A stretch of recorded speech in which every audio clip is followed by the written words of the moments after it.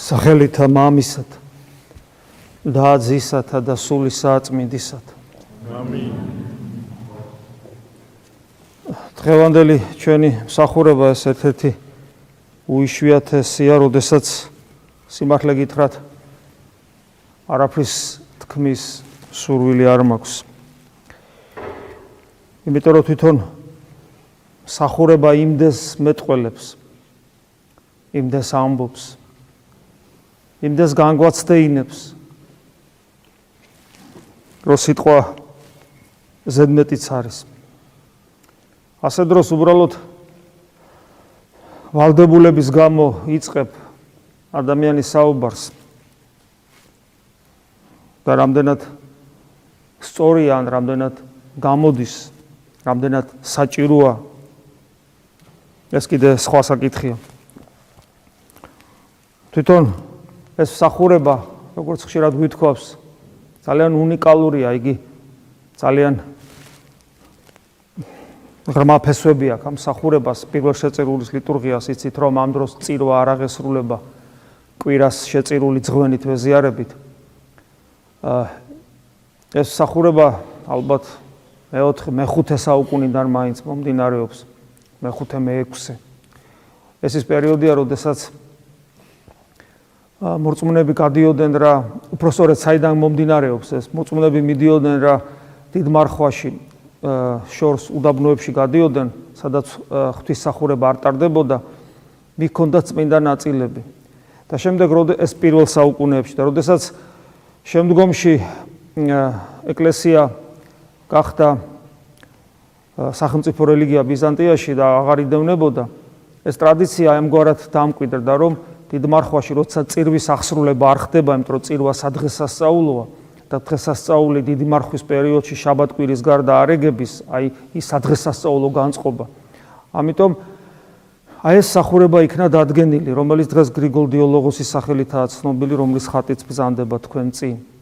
და ამ მსახურებას ეს ახლავს, როგორც გითხარით, ეს კონტრასტი ერთგვარი წუხრის სინანულისა და შესაბამისად თუ მეტნაკლებად ჩართული ხართ ამ მსახურებაში თქვენი გულის ყურით ამას ადვილად შეამჩნევთ და ზიარების სიხარულის ეს შეერთება. და ეს კონტრასტი ძალიან იგრძნობა, თუ თქვენ კიდევ ვიმეორებ გულის ყურით ხართ მსახურებაში ჩართული, ჩვენ ამას ვცდილობთ სასულიერო პირნი. განსაკუთრებული სინანული მოაქვს პირველ შეწირული ლიტურგიის მსახურებას. ისეთი განწყობა და სინანული, რომელიც უშუალოდ წირვას არ აქვს. რა თქმა უნდა, სინანულის გარეშე არც ერთი მსახურება არ არის, მაგრამ წირვამ კიდევ ვიმეორებ ძალიან დინამიური და სადღესასწაულოა და ამას ეს სინანული ახლავს. რა არის სინანული? ეს არის ტკივნეული, მაგრამ ამავე დროს ღვთისაგან ნუგეშინის ცემული მეტამორფოზის პროცესი, რომელშიც ადამიანი თვითონ ძლავრად მონაწილეობს თავისი მტკიცე გადაწყვეტილებითა და ნებელობით, ღმერთთან თანამშრომლობით. ეს არის სინანული. კიდევ ვიმეორებ, ეს საოცარი საღვთო პროცესი ადამიანში, როცა ადამიანს უბრალოდ სინდისის ქეჯნა კი არა აქვს, არამედ ადამიანში შიგნით, არსში, ადამიანის არსში მიდის ძლავრი პროცესი მეტამორფოზისა, როცა ადამიანი ხდება ღვთის ხედვის უნარის მქონე სამყაროში. ჯერ მისი კვალისა ძალიან ძლიერად, მერე არა სამყაროში მეგულისხმობ, არა უბრალოდ მატერიალურ სამყაროში, არამედ ისტორიაში და თითოეული ადამიანის საკუთარ თავის ისტორიაში, ანუ თითოეულ ჩვენგანს ხო თავის ისტორია აქვს, სველობის ამ სამყაროში, იქაც ძალიან ძლიერად ხედავს საღვთო კვალს, წარსულშიც და აწმყოში და მომავლის იმედის შესაბამისად აქვს, რომ ღმერთი არ მიატოვებს. გარდა ამისა, როგორც ხშირად გვითხოვს, ღმერთის კვალს ხედავს სათნოებების ძლავრობაში, ცოდვაზე და ვნებებზე საკუთარ თავში და რაც თავარია, საბოლოო ჯამში ეს იქამდე მიიღწევა, რომ იქამდე მიაღწევს ხოლმე, რომ ადამიანი ღმერთს როგორც ცოცხალ არსებას ხედავს საკუთარ თავში, როდესაც ღმერთი როგორც სიცოცხლე, ქრისტე ამბობს, მე ვარ სიცოცხლე, ხდება ადამიანის სიცოცხლე. ეს პროცესია, ეს არის ადამიანის განღმრთობის პროცესი და ამას ქვია სწორედ სინანული და ეს მძლავრი მეტამორფოზა ადამიანის შინაგანი სამყაროს სრულებისა, როდესაც ჩვენ ყველანი ერთი ადამიანის ძირიდან გამოსულები ვართ რა, ერთნი ვართ შესაბამისად არსობრივად ვხდებით ახალი ადამიანის.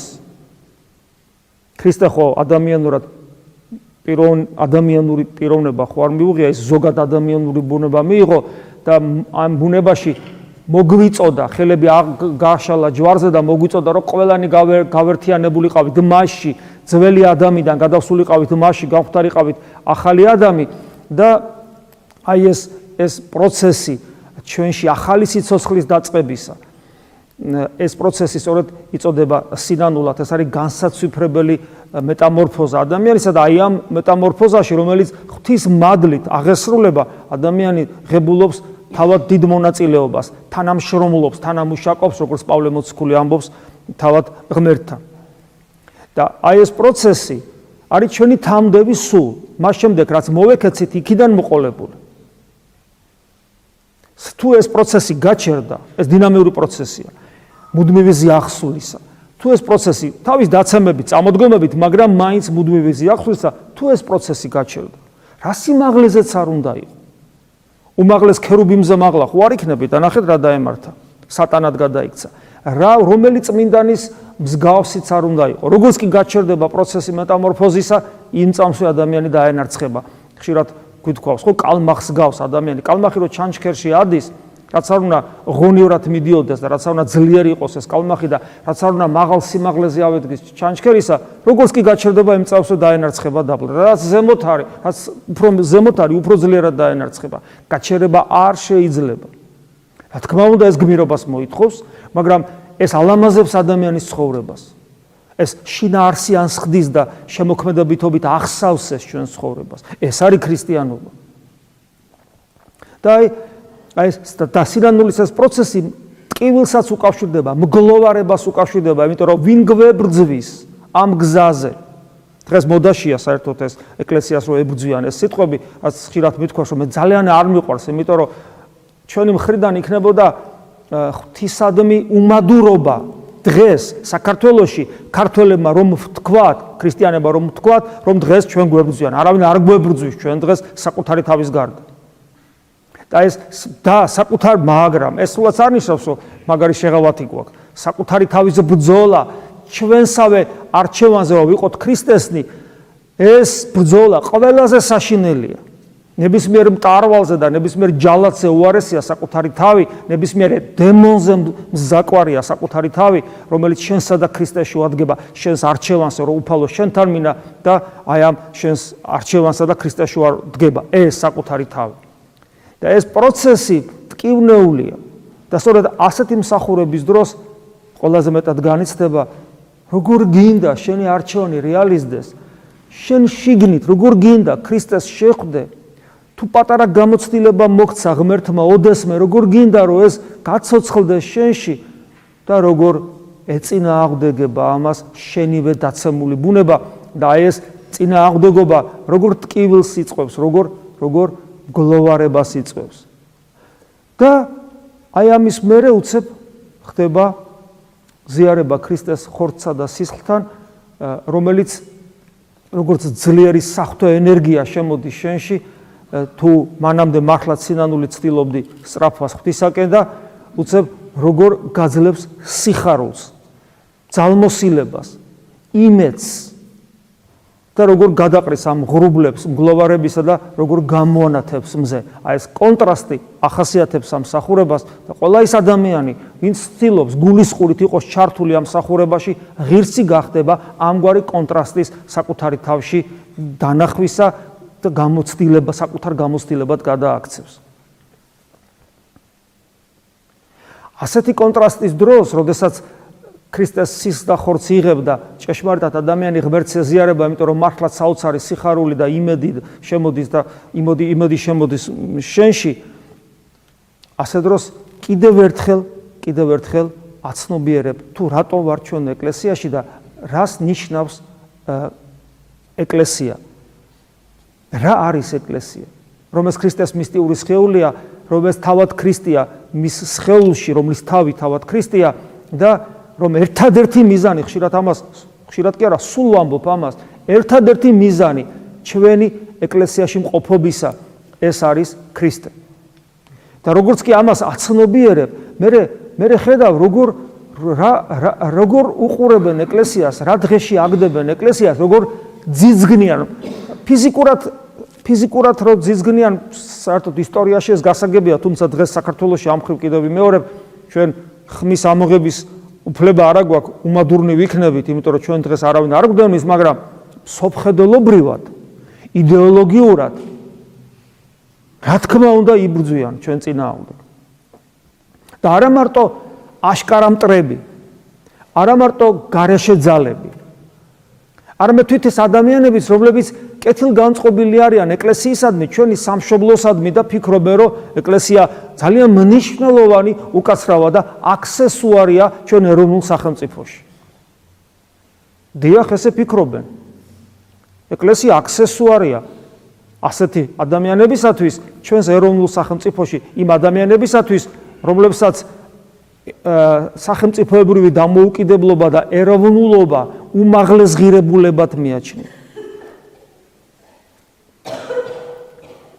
სახელმწიფოებრიობა და ეროვნულობა ღირებულება ძალიან დიდი. შეიძლება ითქვას, რომ ღმერთის მერე ყველაზე დიდი. მაგრამ ის არ არის ღმერთი. არ არის ღმერთი და ნებისმიერი ღირებულება ღმერთის გარეშე არსებული კერპად იქცევა. და მას კერპს სურს ყველაფერი მოიხმაროს, ყველაფერი გამოიყენოს, ყველაფერი საშუალებად გადააქციოს და ასე დროს ეკლესია ხდება საშუალება მიზნების მისაღწევად. ეს არის კრეხელობა ძალიან დიდი, რომელიც აანგრევს ნებისმიერ ღირებულებას, მათ შორის სწრაფვას სახელმწიფოებრივი დამოუკიდებლობისა და ეროვნულობის გაძლიერებისათვის. იმიტომ რომ არ შეიძლება ეკლესია იყოს საშუალება, იმიტომ რომ ეკლესია ქრისტეა. არ შეიძლება ქრისტე იყოს საშუალება, ის ყოველთვის მიზანია და ყოველთვის მომყავს ხოლმე ორი დიდი მეფის მაგალითი. ვახტანგ გორგასლის ანდერძი და დავით აღმაშენებლის სიტყვა დიდგორის ომის წინ, სადაც ძალიან კარგად ჩანს ეს ორი დიდი ქართველი, რომელთა მოღვაწეობის გარეშე საქართველო უბრალოდ არ არსებობდა და ჩვენ დღეს აქ არ ვიდგებოდით, როგორი დამოკიდებულება აქვთ, როგორი დამოკიდებულება აქვთ ამ მეფეებს სამშობლოსადმი ეკლესიისადმი. ვახტანგ გორგასლის ანდერძი გახსოვთ, რომ ვეძებდეთ სიკვდილს ქრისტესათვის. მას პოლიტიკური დავალება იქ იყო, რაღაც პოლიტიკური ნიუანსიც, ეხლა ამას არ შევეხები, როცა ბერძნებს ახსენებს, მაგრამ ანუ ბიზანტიას, მაგრამ თავარი მაინც ეს იყო, გზავნილი მისი. ვეძებდეთ სიკვდილს ქრისტესათვის, ამის გაგება. მხოლოდ იმ შემთხვევაშია შესაძლებელი ამ სიტყვების, როცა ადამიანი თვითონ ცდილობს, რომ პავლე მოციქულს მიბაძოს აი ამ სიტყვებში, ცოცხალი მე კი აღარა ვარ. ჩემში ცოცხლობს იესო ქრისტე. და დავით აღმაშენებლის სიტყვა, ხო პირდაპირ განსაცვიფრებელია. სამშობლოს ყოფნა არ ყოფნის საკითხი დგას და ის ერთხელ არ ახსენებს საქართველოს, ის მხოლოდ იმას ამბობს, რომ ჩვენ ვართ მეომარნი ქრისტეს. აი ეს ხედვა ქონდათ ამ დიდ ადამიანებს, რომლებმაც დიდი საქართველოს შექმნეს. და ჩვენ მათ სახელს კი ვიხსენებთ, მაგრამ მათი გვერდის სავლით გვინდა რაღაცის გაკეთება. და ეკლესიის გამოყენება ეკლესიის მიჩნევა საშუალებად მიზნების მისაღწევად. რატომ ხდება ეს? ეს ხდება ერთადერთი იმის გამო, რომ ადამიანებს არ აქვთ გაცნობიერებული ეკლესია რა არის და კიდევ ერთი ნიუანსი აქვს, რომ შეუძლებელია ეკლესიის გაცნობიერება თეორიულად. იმიტომ რომ არ არსებობს თეორიული ქრისტიანობა. თეორეტიკოსი ქრისტიანი არ არსებობს ესეთი რამე. აი თეორეტიკოსი მოცურავე არსებობს. თეორეტიკოსი მფრინავი თუ არსებობს. თეორეტიკოსი ქრისტიანი არ არსებობს. ქრისტიანი მხოლოდ პრაქტიკოსია. და როგორც კი ქრისტიანული პრაქტიკა იწყება შენ ცხოვრებაში, მიხვდები, რომ ქრისტიანი ჭეშმარიტად ერთადერთი ღირებულება სამყაროში, რომელიც არა უბრალოდ სამშობლოს და სხვა ღირებულებებს ფასს და პერსპექტივას ანიჭებს.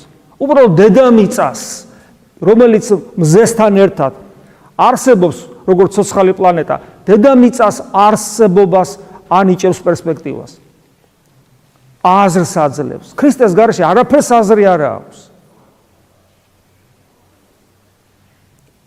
ნუ თუ ძნელი გასაგებია ეს. და აღმოჩნდა რომ ძალიან ძნელი გასაგებია ეს. და ჩემი რამაცმენით ჩვენი სამშობლოს უმთავრესი პრობლემა აქ არის დამარხული ზუსტად.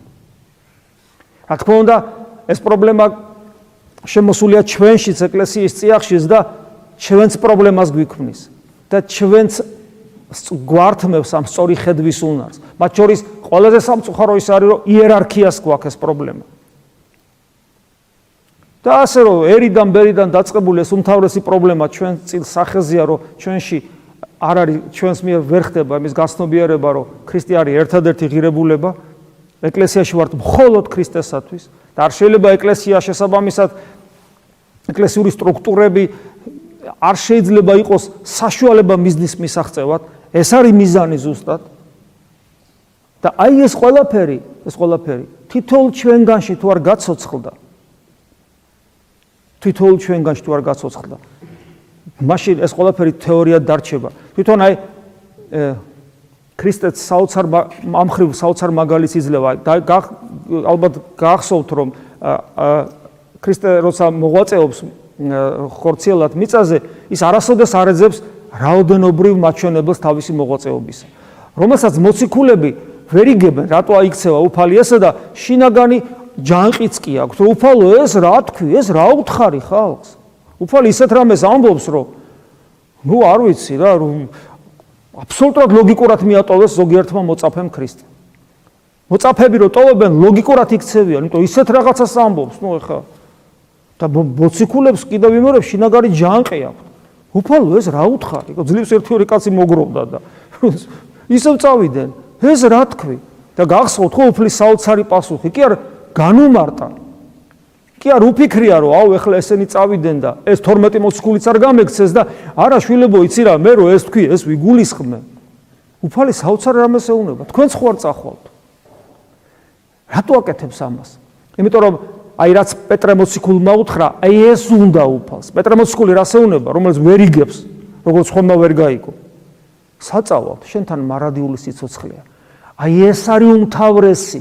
ის კი არა რომ მე გავიგე და თუ ვერ გავიგე დაიქცა ქვეყანა, არა, მე განვიცადე ღმერთი როგორც სიცოცხლე.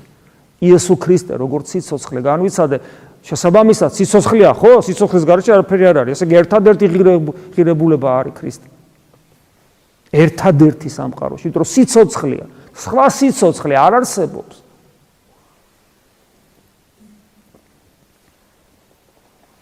ქრისტე არასოდეს არ ეძებს რაოდენობას. იგი ყოველთვის ხარისხზე მუშაობს როგორც მისიონერი, შეიძლება ასე ითქვას. ის 1 ცხრისა და 99 ცხვრის მაგალითი სწორედ მაგის ნიშანია. ის ერთი ცხვარია მნიშვნელოვანი, 99 კი არა, ის ერთი.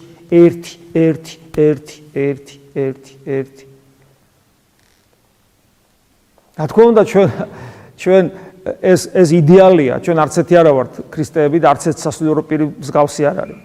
მაგრამ ჩვენ გვაქვს ეს მოცემული მაგალითი, რომელზეც უნდა გავსწორდეთ და ვეძებდეთ სწორედ აი ამას, ხარისხს ვეძებდეთ. თითოეული ადამიანის გულში რომ მივიდეს ღვთის სიტყვა და თითოეულმა ადამიანმა თავის თავში დაიწყოს გაცოცხლება ჭეშმარიტი სარწმუნოებისა. ამიტომ, როდესაც გაგვიჩნდება ეს აზრი, რომ რა გვეშველება ჩვენ ერში თუ ბერში, პასუხი არის ძალიან მოკლე. საკუთარ თავს უშველე. და შენს იმ სოციუმის იმ ადგილში, სადაც შენ დგა ხარ, ერი ხარ, ბერი ხარ, მღვდელი ხარ, ეპისკოპოსი ხარ და ასე შემდეგ, სადაც დგა ხარ სოციუმში, იმ ადგილას, იმ წერტილში, სამყაროს იმ წერტილში. ეცადე რომ ისე იცხოვრო, როგორც შენ ადგილას ქრისტე მოიქცე, ისე ქრისტე იცხოვრებდა. ქრისტეს თვალებით უყურო სამყაროს. იმ ადგილში, სადაც შენ ხარ. ეს იდეალია მესმის. დიახ, ესია იდეალი. დიახ, მაქსიმალურს მოითხოვს ჩვენგან წმინდა წერილი ჩვენგან მოითხოვს, რომ ღმერთივის სრულყოფილები გავხდეთ. და ეს იდეალი ნიშნავს იმას, რომ მე როგორც არ უნდა ვიქცეოდე, მაინც დავინახავ, რომ რამდენი მაქვს საკეთებელი და რომ ვერ ვარ. ეს ერთის ხრივ სინანულის განცდაცას მიტოვებს და საოცარ ენერგიასაც მაძლევს, რომ არ გავჩერდე. ეს არის ესეთი უნდა იყოს ჩვენი ხედვა, ჩვენ სულიერ ცხოვრებაში და საერთოდ ჩვენს ქვეყანაში, ჩვენს სამშობლოში, ჩვენს ეკლესიაში ეს ხედვა უნდა იყოს. შეგვეციოს უფალი და მოგცეს ძალა. ამინ. რომ სწორად გვეცხოვროს. ამინ. მადლი უფლისა ჩვენისა იესო ქრისტესი და სიყვარული ღვთისა და მამისა და ზიარება სული საწმინდისა იყოს თქვენ ყოველთა თანა. ამინ.